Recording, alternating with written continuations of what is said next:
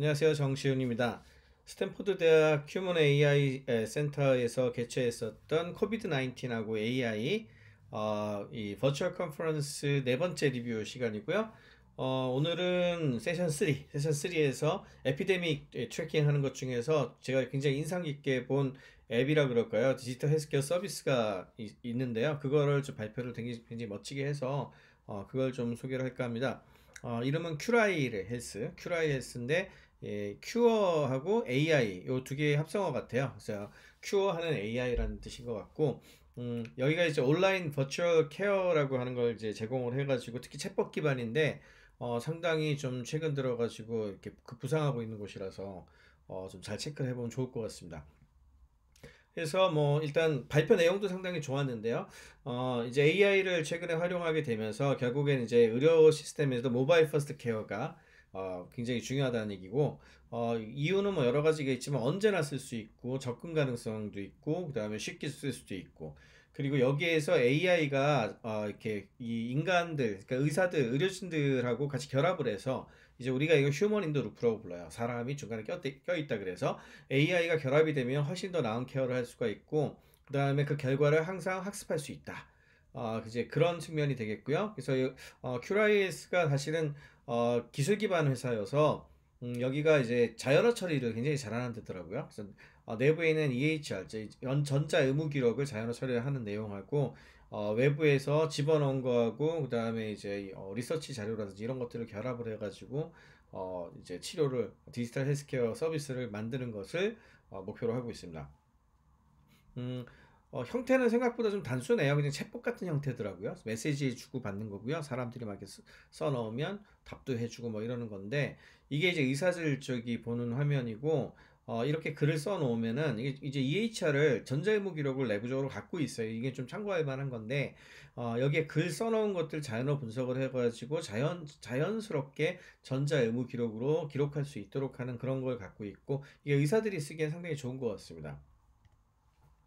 그다음에 코비드 19, 이 최근에 이제 코로나는 그러면 여기 이런 AI 그 챗봇을 이용해서 어떻게 할 거냐, 이 부분 같은 경우에는 역시 마찬가지로 챗봇을 또 사용을 하되 코로나 19처럼 기본적으로 어떤 특정한 질환들 같은 경우에는 몇 개 꼭 봐야 되는 것들이 있거든요. 그래서 AI가 퀘스천 앤 앤서, 이제 질문 던지고 답하는 그런 것들을 이제 평가를 하게 돼 있고, 이 평가한 내용들 뭐 이제 히스토리라든지 그 다음에 증상이라든지 이런 것들을 쭉 넣고, 여기에다 이제 홈 테스트 할 수 있는 테스트 키트를 집어넣고 케어 플랜을 만들어 가지고 팔로우업 하면은 의사들이 이 그 AI 챗봇을 이용해 가지고 굉장히 잘 진료를 할 수 있다, 이제 이런 컨셉이 되겠고요.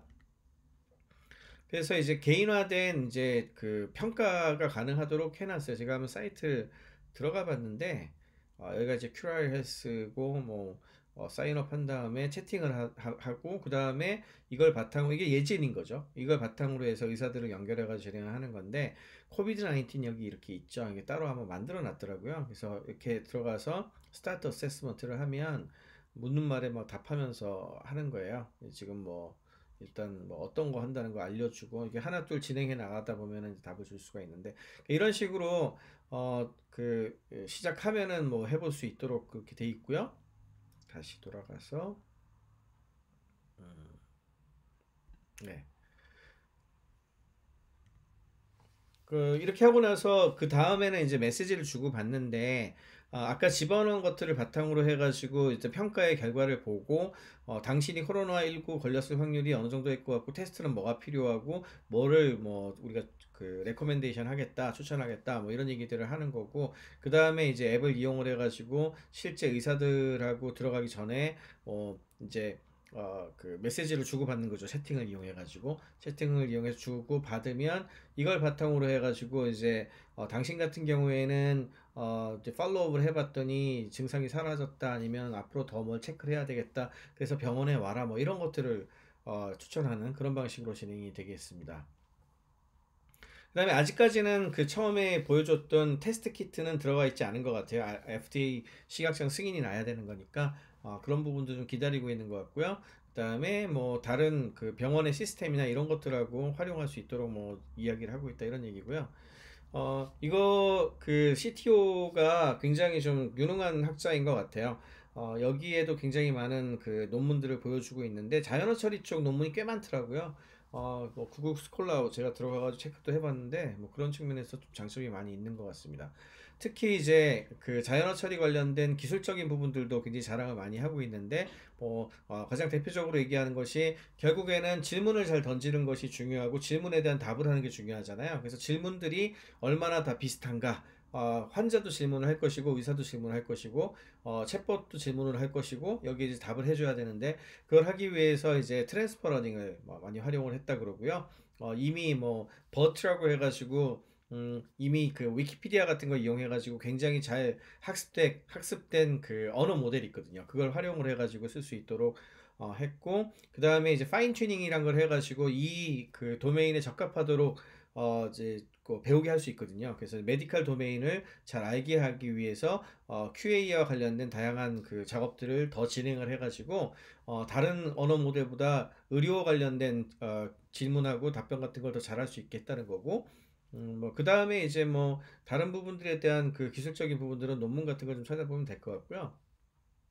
또 하나는 자동화된 이제 QA를 할 수 있기 위해서, 다양한 그 사례들을 넣어놨더라고요. 그래서 이 퀘스천의 그, 비슷한 정도에 따라 가지고 자동화된 답변을 할 수 있게 했고요. 그래서 뭐 예를 들어 when do COVID symptoms start after exposure? 그러니까 노출되고 나서 코로나 그 증상이 언제쯤 시작됩니까? 라고 하면 이제 FAQ가 있어가지고 거기에서 적절한 답을 찾아오는 거죠. 예, 그리고 이제 이거하고 비슷한 정확하게 질문을 찾아오네요. 이 다른 말로 쓰는 거죠. 뭐 이런 것들을 이제 체크할 수 있도록 해놨고, 그다음에 이게 좀 인상적이었는데 일반적으로 그 집어넣는 내용들을 가지고서 뭐다라고 진단을 해줄 때 전문가 시스템을 많이 써요. 규칙을 이용해 가지고 막 집어넣어서 하거든요. 예를 들자면 여기에는 이제 여자이면서 중년이고 열이 나고 기침을 해. 뭐 이러면은 일반적인 그 전문가 시스템에서는 인플루엔자가 16.9점, 그 세균성 폐렴이 16.9점 뭐 이런 식으로 나오게 되는데 최근에 이제 전자 의무 기록 같은 데서 들어와 가지고 학습을 해 가지고 교정할 수 있게 했더니 머신러닝 모델을 적용을 했더니 인플루엔자 0.753이고 뭐 세균성 폐렴이 0.2050뭐 이렇다는 거죠. 근데 이거를 또 코로나19에 맞춰가지고 더 집어넣었더니 점점 변해 나가는 거죠. 이제 예를 들자면 뭐 여자면서 중년에 열나고 기침하고 코에 이렇게 그 축농증 같이 이렇게 텁텁함이 있어. 이러면은 코로나 사태 전에는 인플루엔자가 제일 높게 나왔는데 지금은 이제 코로나19가 더 높게 그러니까 이제 데이터가 이제 그런 쪽으로 많이 쌓이게 되면 이쪽에 대한 답변을 더 많이 하게 되는 거죠. 특히나 만약에 헬스케어 워커, 의료진 쪽에서 일을 하고 있어라고 하면은 그런 증상 나왔을 경우에 코로나19일 가능성이 굉장히 높아라고 이렇게 결론을 내려줍니다. 그러니까 점점 상황에 따라 가지고 좀 진화를 하는 거죠. 전문가 시스템은 규칙 기반이라서 이렇게 못 하거든요. 예, 그런 측면에서 머신러닝 기술이 자연어 처리를 이용해서 진단을 내리거나 또는 확률을 제시하는 데 좀 도움이 되는 것 같습니다. 그래서 결론적으로 헬스케어라고 하는 것이 결과적으로는 굉장히 빠르게 확장 가능하고 비용도 싸고 그래야 되는데 지금까지 되게 비쌌잖아요. 그런 특히나 이제 이렇게 글로벌 팬데믹이 나타나고 있을 때에는 그런 비용이라든지 접근성이라든지 속도가 되게 중요한데 모바일 그 헬스케어 포함해 가지고 이런 디지털 헬스케어 역할이 굉장히 크다. 뭐 이런 얘기를 한 거고 특히나 이제 그 진료의 질과 그다음에 접근성을 높이는 데 있어서 기술과 인공지능의 역할이 굉장히 높다라고 하는 걸 얘기를 하고 있고 그다음에 저는 이게 참 마음에 들었었는데 AI가 단순히 기존에 있었던 중간에 있는 뭐 일하는 사람들이나 이런 사람들의 역할을 이렇게 빼앗는 게 아니고 사실은 우리가 이제 의료에 대한 진료를 할 때 환자와 그다음에 의료진들 모두에게 더 나은 진료를 할 수 있도록 도와주는 역할을 하기 때문에 굉장히 큰 도움이 된다는 결론을 내리고 있는데 아마도 이번에 코로나 사태를 맞으면서 AI와 모바일 헬스케어 같은 것들이 앞으로 더 중요한 역할을 할 수 있지 않을까 이렇게 기대를 하고 있습니다.